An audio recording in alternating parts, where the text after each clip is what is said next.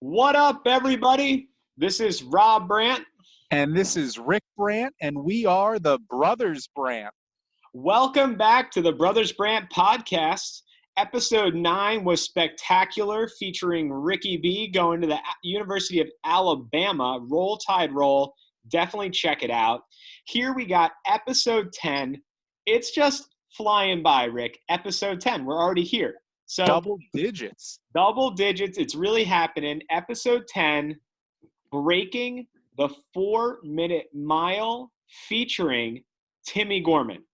Now, for those of you that don't know Timmy Gorman, he's a dear friend of ours. He's a dear friend of the pod. We've known him since he was almost in diapers. Grew up in the same area, Monmouth County, New Jersey, Little Silver, New Jersey. I don't know what they're putting in the water in Little Silver, but Timmy Gorman had it and Shane McCarthy had it, and I don't know where we left out, Rick, but they're just crushing these sports endeavors. They're doing much better than we are. Much better. Tim Gorman, he broke the 4-minute mile running at Oregon. We're going to get into that. Just to give you an idea, he's the 484th person in USA history to break the 4-minute mile. He was a standout track star at CBA, Christian Brothers Academy, and now he is in training for the Tokyo Olympics, which look like it's going to be 2021, and we're definitely going to dive in on those questions. But Timmy, welcome to the pod. Rick, Rob, what an honor to be on the Brothers Brandt podcast. It is all ours. We are happy you are here. We couldn't be more appreciative of your time. We know how busy you are. We hope you're staying safe during the quarantine, and excited to learn more about your journey and share it with all the podcast listeners.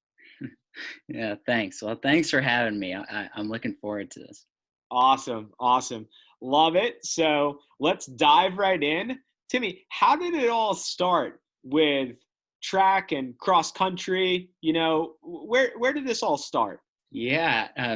Well, Markham Middle School, our alma mater, our shared alma mater. Of course. I did track there, spring track in 8th grade, but I was a high jumper at that point, a pretty bad high jumper, and an 800-meter runner.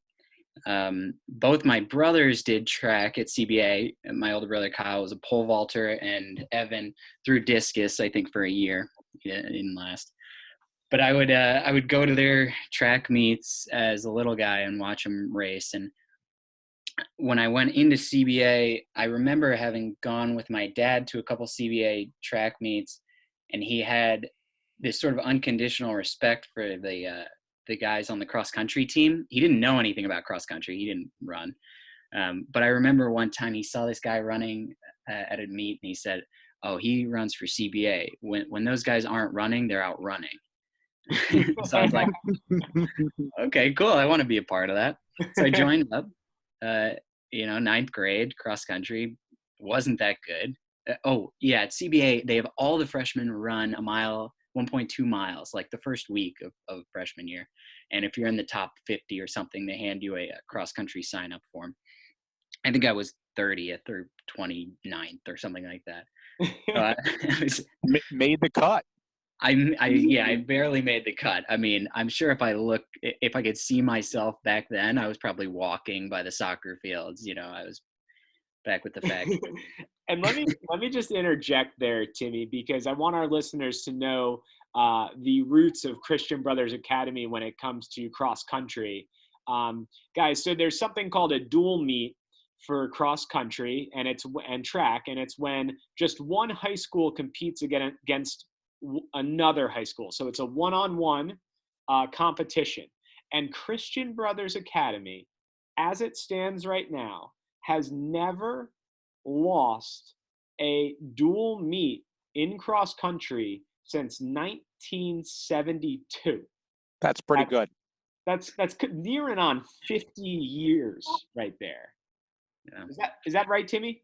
Yeah, that's right. It's quite a program. It's still, to this day, I mean, I graduated in 2012, and it's still one of the best high school cross country teams in the nation every year. Fantastic. Yeah. I love it. I love it.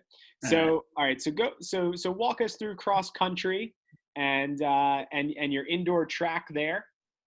Yeah. Right. I did cross country. I started out pretty bad, but by the end of the season, I was a pretty good freshman. I was one of the 7 best freshmen.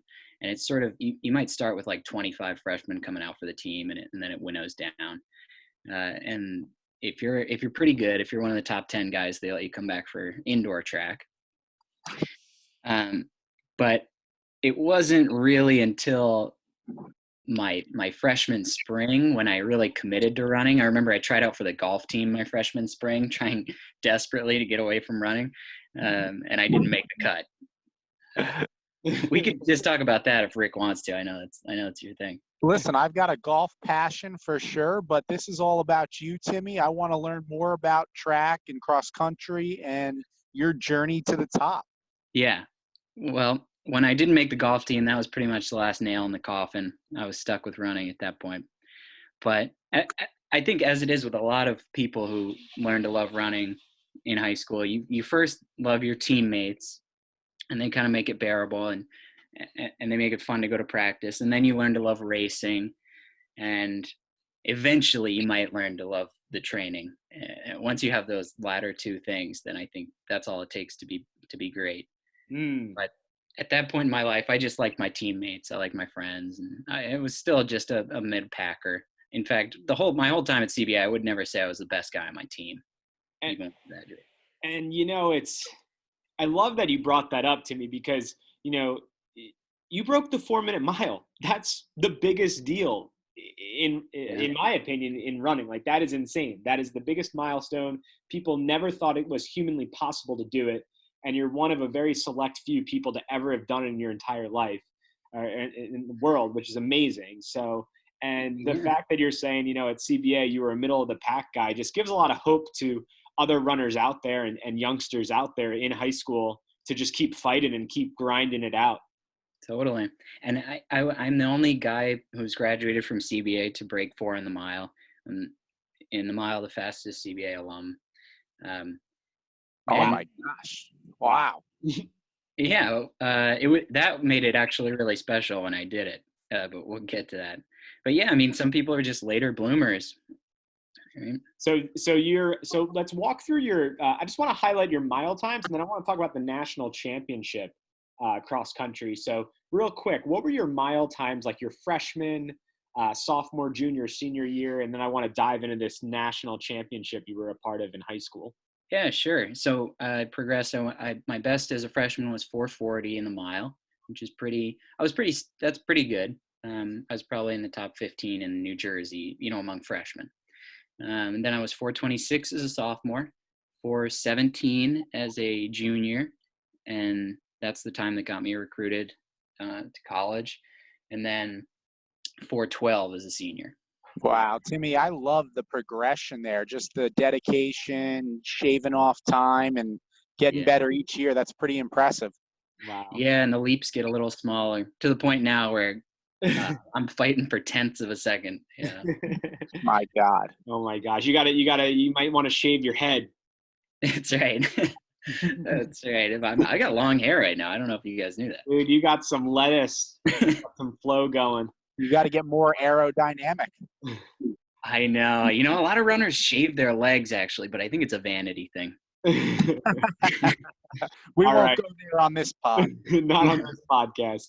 All right. So national championship, senior year, fall cross country. Talk about it, Timmy. Yeah. So Nike hosts this meet. Very cool. I think they started it in like 2004, where they hold regional meets around the country, and all the high school cross country teams come out, and the top 2 teams, there are 9 regions. The top 2 teams from each region get flown out on Nike's dime to Portland to race in this national championship. It's totally extravagant meet. They treat you so well. They give you all kinds of free stuff. And CBA had never won it. They have not won it since. But my senior year, we were the class to win that meet. And that was, I mean, maybe to this day, could be the highlight of my career, because you're just out there with your best friends on this mind-blowing trip. And then like to win the thing, it's really a culmination of a lot of hard work. And how long is that race? That's a 5K. That's what high school runners race on cross country. They used to run it on the inside of a horse track. That's where we ran it, and they would hose it down so it was like extra muddy. And it's Portland in December, so it's already muddy. Oh gosh. Yeah, it was an epic race. They would put hay bales you had to leap over. Did Now, anyone fall on the hay bales? Oh yeah, people would fall all the time. There are always epic pictures of like people with faces full of mud and blood mixed with mud, because you've got these 3/4 inch spikes in your shoes. So somebody's getting clipped and there's blood everywhere. oh gosh. Wow. Yeah. And Timmy, now you're having all this success out there. I mean, we're not going to jump too far ahead in this podcast, but I mean, now thinking about it, the state of Oregon has really treated you well. Yeah, that's very true. Well, I mean, Nike is the cause of that. They pump a ton of money into the sport of track and field. And of course, you guys know that the University of Oregon was founded by Phil Knight or I'm sorry, Nike was founded at the University of Oregon by Phil Knight. That's right. Yeah. And we know you later made a stop there, but before you got back out to Oregon, you ended up going to college at Dartmouth in the Ivy League, right? Yes, that's right. I loved Dartmouth. As soon as I saw it, I knew I wanted to go there. But I've told you guys the story before that I didn't know anything about colleges, but I went to Duke and I visited Duke when I was in North Carolina and talked to the coach when I was a junior. And he basically said to me, "Oh, you should be looking at pretty much us in the Ivy League, based on your credentials." And I was like, "Wait, what?" The Ivy League. So I think he pretty much convinced me not to go to Duke there, because I was like, "Oh, cool, I'm gonna go to Dartmouth." Yeah, Ivy Leagues, definitely. Sounded nice. But you couldn't go to Princeton, right? Because your buddy was there. Right. Yeah. I liked Princeton, but my best friend from the grade above me, Maz, went to Princeton, and I remember it was sort of like, well, I can't really go there. So I remember I looked at the Ivy League cross country championship meet the year I was being recruited, and Princeton won it, but Dartmouth came in second. So I was like, well, if I can't go to Princeton, you might as well go to the second best one. Yeah. So Rick, why don't you ask Timmy a couple of questions about Dartmouth? Yeah, so Dartmouth, all of a sudden, one of the best schools in the Ivy League, and you chose that school for a variety of reasons. What did when you got to campus freshman year, what was your feeling like? How were the coaches? Just getting acclimated to a high-level program. I think our listeners out there would love to know what's the transition like from high school to college? Yeah, interestingly, well, I think what a lot of people find who go to college is it's completely different. For one thing, it's just far more individualistic. When I was at CBA, we were doing everything together, and pretty much everything the CBA coaches told us to do was at the edge of my ability range, if you catch my meaning. Like, it was very hard. I was always getting dropped. I was always tired. They were training us pretty hard. And I got to Dartmouth, and what I found was it's a non-scholarship school. It's a lot of walk-ons on the team. And the coach was much more hands-off. I remember complaining about it at the time. I remember I came back to CBA and I was saying, oh, the coach, like, I was partying too much, getting sick all the time. And I was like, I'm so pissed. The coach doesn't tell me to stop doing this stuff. And then the CBA coaches were like, Tim, he's treating you like an adult. You should just act like an adult. And that really flipped the switch for me. Where then I sort of learned by my sophomore year at Dartmouth how to motivate myself intrinsically and how to work hard. What an important lesson to learn, especially early in your college career. Some people unfortunately get through college, and some people get through adulthood and they still don't learn how those skills are so important. But you got it early on, and Dartmouth's not an easy school to really set aside the drinks and get the academics and athletics done. I mean, aren't they aren't they known for having founded beer pong? Yes, exactly. The beer pong is the only drinking game, and we play with paddles there. It is fiercely competitive. I mean,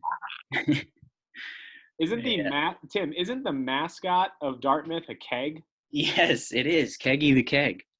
That's hilarious. Yeah, I mean, in hindsight, it was, yeah, there was maybe too much drinking in that culture. And You know, I heard there was a naked mile. oh wow, we might get Dartmouth in trouble for hazing. Oh my! Oh my! um, you know, we did there. I had heard there was a naked mile, but my freshman year, we didn't do it because the cross country team was under investigation for hazing. So I never ran a naked mile, but I have heard that it existed. All right. Wow, sounds like it was good timing. But let's move on. Yeah. Yeah. Well, that's yeah. I could say that like I learned how to work hard, but I still had no idea what I was doing. I basically my sophomore year at Dartmouth just started running as hard as I could, as much as I could. And that works for a while. I got into good shape and I ran 4:01 for the mile as a sophomore, which was yeah, a huge improvement. But that led to some injuries, didn't it? It did. Yeah, that kind of training is unsustainable. So my junior year, I got a stress injury in my foot because, well, prior to that, when I was a young guy, like you train hard and eventually you get tired and you can't train hard anymore. But once I matured and I got more man muscle, you might say, then I could just train so hard that my bones would break. And I figured that out the hard way. What So, happened? Was it like feet or ankles or legs where you were? It was a small bone in my foot. I was running like 90 miles a week, just running as fast as I could every day. And I was in the middle of a very hard 12-mile run, and my foot started to hurt. I thought my shoes were tied too tight. I untied my shoes, it still hurt. And I was like, maybe I'll give up on this run. And by the time I got home, I couldn't walk. And yeah, it was a Oh my gosh. Bummer. And you redshirted, was it a year because of the injury? That's right. So I got a year of eligibility back for that. And that's what allowed me to go to Oregon for my 5th year.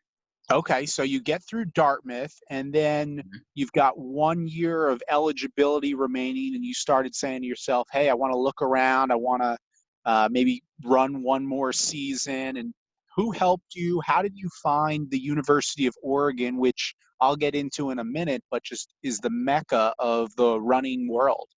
Yeah, I was very lucky that there's this sort of pseudo pipeline, or there was at least, between the Ivy League and the University of Oregon.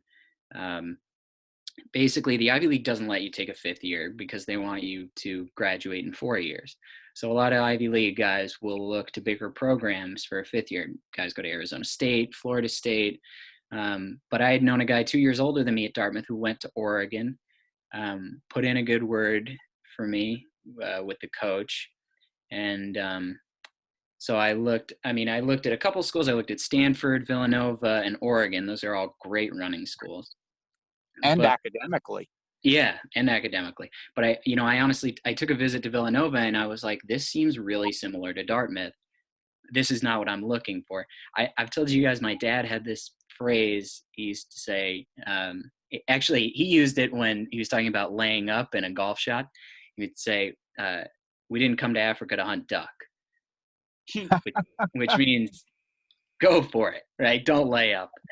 And that was the attitude I took with my 5th year of if you're going to take a 5th year, you go to Oregon because, as you guys know, Oregon is the mecca of track and field. Yeah, so Nike is headquartered there, which is the largest running apparel company in the world. And they are just known so much in the running community as the premier choice, the premier brand. And their headquarters are there. Rob and I have had the privilege of touring their seems like a college campus, and all the R&D that goes into their science and their equipment. And so Nike's headquartered there. The founder, like you mentioned earlier, Phil Knight, of Nike was an Oregon grad and has basically teamed up with the university to create the most premier training facilities for all sports. And it is just the perfect place for a small select few athletes to be. It's like unreal. And I couldn't believe when I heard the news you were going there years ago. I was so happy for you, Timmy. Thanks. Yeah, the 401 mile I ran as a sophomore sort of got me in the door, and then they flew me out to look at this school. And as soon as there's a little airport in Eugene, and when you get off the plane, in every terminal it says "Welcome to Tracktown, USA," which is just epic. Yeah, that is so cool. Yeah, as soon as I saw the place, I knew I wanted to go there. All right, so talk about Oregon, talk about your time there, what elevated it, and then let's get into this 4-minute mile, bro. Yeah, so Oregon was a completely different ball game in terms of the training we would do. I mean, it took me 3 months to just get used to the lifting that we would do, like get my body used to it. I was just tired all the time. In the fall, the cross country season is not taken as seriously. So it's fall's cross country. Track doesn't start till the winter and then the spring. So all fall was basically like just learning all these new ways to lift, mobility drills, stretching. And I watched my body transform. I mean, I truly could see a difference. And then, yeah, indoor track. I can remember my first workout in January, back from Christmas break, was harder than any workout on the track that I had ever done at Dartmouth. I remember going up to my coach and telling him that, like faster times and more volume. Yeah. So he's prepping you, he's grinding, working hard, you're just pedal to the metal there. And what happens come the season? Give us the 4-minute. Tell us when you broke that. We want to hear all about it. Yeah. Well, at this point, I had been a 401 miler for 3 years. And the way I see it, when people ask you your mile time, or when I tell them I run in college, I run the mile, they ask me, they pretty much listen to the first number and then they kind of stop listening. So like I would say 401, and a lot of people are like, wow, you're sub 5. That's so great. Right. Which among runners is sort of like a joke. But if you say 3 is your first number, I mean, you're a god. So like I had this totally frustrating personal best for 3 years. All I had thought about was how was I going to break 4? I mean, so this is years in the making. And then what it comes down to is you're doing everything, right? I was lifting at Dartmouth. I was stretching. I was getting massages, ice baths. I was obviously doing all the running I needed to do. But like, I mean, you got to think those 2 seconds to get under 4 is what, 1% of the time, in a 401 mile. So you just have to do all those things 1% better is what it comes down to. That's sort of what Oregon taught me. So tell me, game day, you show up, it's game time, you're ready to, just come out of the blocks. And did you do anything different that day? Did you try something new, or was it just same old routine and, let's see how this thing works out? Yeah. Well, I opened up my season at the end of January. That was my first mile race. And right off the bat, I ran the fastest mile of my life. I think it was like 401.2 or something like that. And usually the first race of your season is just a rust buster, kind of getting into the groove. So I knew at that point, if I could run 401 to open up my season, I was pretty freaking good. And that race also got me into this race in Seattle, is where I broke 4, with just one of the best fields you could assemble in the country. That with me was the flag bearer for the 2008 Olympic team, a guy named Lopez Lamong, another guy named Evan Jager, who is the American record holder in the steeplechase and an Olympic medalist. And then me, I mean, I remember texting the night before the race, you get to see who you're racing against. The heat sheets come out. And I remember I texted it, the heat sheet, to my high school coach, Chris Bennett. And he texted me back, "This is what you train for to get into this race." Because, Wow. the better field you have, I mean, the better you're going to run. So that I knew. I knew. I mean, you plan your season months in advance. I knew if I was going to break 4, this was going to be my best opportunity. And so I went into it. I mean, I went into it fired up. So the gun goes off, and I'm the first guy off the line. And I tuck in right behind the pace setter and call him a rabbit. The rabbit takes us through halfway, a half mile about, and then drops out. And so I was right behind him. And then I was in first. And I remember at the time being pissed because I was with all these professionals. And I was like, these guys get paid to run, and they're like making me go out and take the pace, because it's hard to push the pace from the front. You got to be, I've heard it takes as much as 8% more energy to lead than to follow in a race. Wow. And you're going fast. Yeah. So at the time I was pissed, but I was so fired up. I remember like hammering that third 400 meter. A mile's broken up into 3 400-meter segments, each one 60 seconds if you're trying to run 4 minutes. Wow. So that he dropped out at halfway, and I led for 400 meters, and I pushed it, kept it honest. And I remember I saw the clock at 1,200 meters, and it was under 3 minutes. I don't remember the exact time, but it was like 2:58, 2:59, something like that. And so if you're at 1,200 meters and you see 2:58, 2:59, you know you have an opportunity to break 4. And there's just nothing more exciting than that. So, I mean, from there, it's just gutting it out. It's just like maintaining good form, right? That's what you lift for. That's what you do hurdles for, because your body is trying so hard to make you stop. You like, yeah. my hands are sweating right now. I feel like I'm a part of the race. Yeah, dude. Like, were you guys, like, when you were running that close with these competitive racers, is there like a little like elbow bumping? Is it like, how tight is it? Walk me through that. In a middle distance race, I like to say you can make one mistake tactically. That's about all you have. You cannot make 2 mistakes. Otherwise, I mean, you're just screwed, because you've got 12 guys sprinting, essentially, packed up together in one lane of a track. Everybody's trying to be in the perfect position.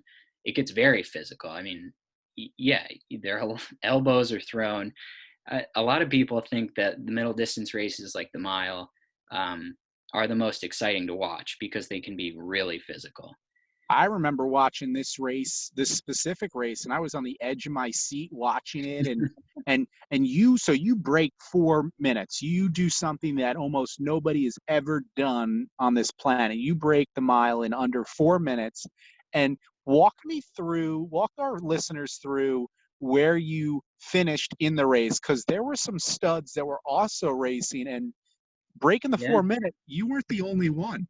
No, I think I might have come in 6th in that race. I was leading at 1,200 to go, and then I think all these guys started blowing by me because I was tired. That's nuts. And you break 4 minutes in 6. And you finished 3:58, right? Yeah, 3:58.7. I think the winner was 3:56. So we were all right together. Wow. Good stuff. So does running wrap up there at the University of Oregon? Do you have a little bit more to go? What's now? No, I mean, go ahead. That was just the start, because you run sub 4 and then you qualify for the NCAA championships. And then when you're at Oregon, you want to win the NCAA championships as a team. So you got to score points. Unfortunately, I qualified for both the indoor and outdoor NCAA championships. Indoor, I got second team All-American, but I didn't make the final. So in track, they do trials and finals, like in swimming or a lot of sports. I got knocked out during the trials because I was so nervous, because like all I'm thinking about is I got to score points for my team so we can win this team title. I've got Oregon on my chest. When you have Oregon on your chest, everybody seems to be looking at you and they hate you. The other Pac-12 schools would call it duck hunting. That's funny. Right. So I choked. I choked at the indoor NCAA championships. I choked at the outdoor NCAA championships because nerves got the best of me. Um, and then my second year at Oregon, I got injured and graduated, finished my grad program with another. I broke the same bone in my foot that I broke at Dartmouth, and I thought that might be the end.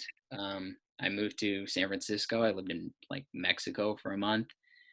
I looked for a job, and I found this job in Mammoth Lakes that Mammoth Lakes also has a professional running team, and the editor of the newspaper I started working out in Mammoth told me that I could come along, and he told me he talked to the track coach of this professional group, and the guy had heard of me from my Oregon days and said I could come out and run with the team if I wanted. And so that's how I made the transition eventually to professional running.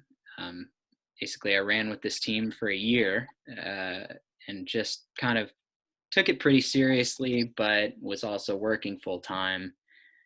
But I had a really great year. I mean, I paid my own way to a couple races, ran faster than I ever ran at Oregon, actually. Qualified for the professional USA championships. So, Timmy, let me jump in right there. Oh, please do. So you went to Baja, Mexico, lived there for a couple of months, just keeping it. And then you wanted to be, in charge of social media of a newspaper. The editor happened to know you from or heard of you from Oregon because of your sub-4, invited you to this track team, Mammoth Lakes. And for you listeners out there, Timmy was explaining that Mammoth doesn't have a short distance. It's all long distance. Timmy's the only one running the mile. That's right. And let me just make sure that I got this right. You took a year off. You went to Mexico. You came back, and now you're running faster than at Oregon? Yeah. What are you at now? I gained a second, so I ran a 3:40 1500, which is the international standard, which converts to like a 3:57 mile. Damn. Yeah. I'm gonna go throw up. I'm pretty sure, Timmy, you could run 2 miles faster than I could run 1 mile. And I'm not even joking. Yeah. Let's try it sometime. So, you got a deal, partner. So what's going on now? Let's talk Tokyo. Yeah. Well, I had such a good first year at Mammoth Lakes. So my coach, Andrew Castor, just really had me figured out. I was training at 8,000 feet above sea level in Mammoth, training with some other professionals who really set the bar high, and finished 12th at the USA, like I was talking about, the USA championships last year, and finished 12th. I made the final, which I could never do at the University of Oregon, but since I was running for myself, I was working a full-time job. I was sort of like, I didn't put as much pressure on myself. I enjoyed it more. And I just raced a lot better in the championship meets. So finishing 12th was big for me. That's where I got my professional contract. I got sponsored by a Swiss company called On Running. Makes running shoes. So I was able to quit my job, just train full time. This past indoor season, they had the Indoor Track USA Championships. I finished 8th in the mile there. So I'm improving. But to make the Olympics, you need to come in top 3 at the USA Championships. They call them the Olympic trials in an Olympic year.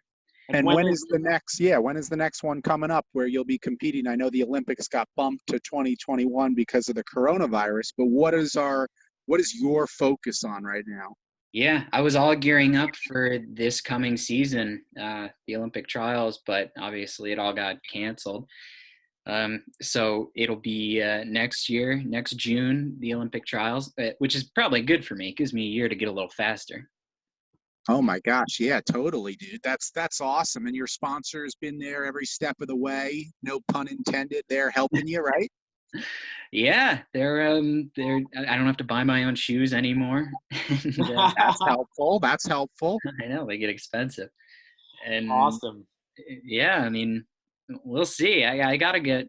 I mean, it's so tough because not only do you have to be so good, but you got to be so lucky to make the Olympic trials or to make the Olympic team. I mean, you race.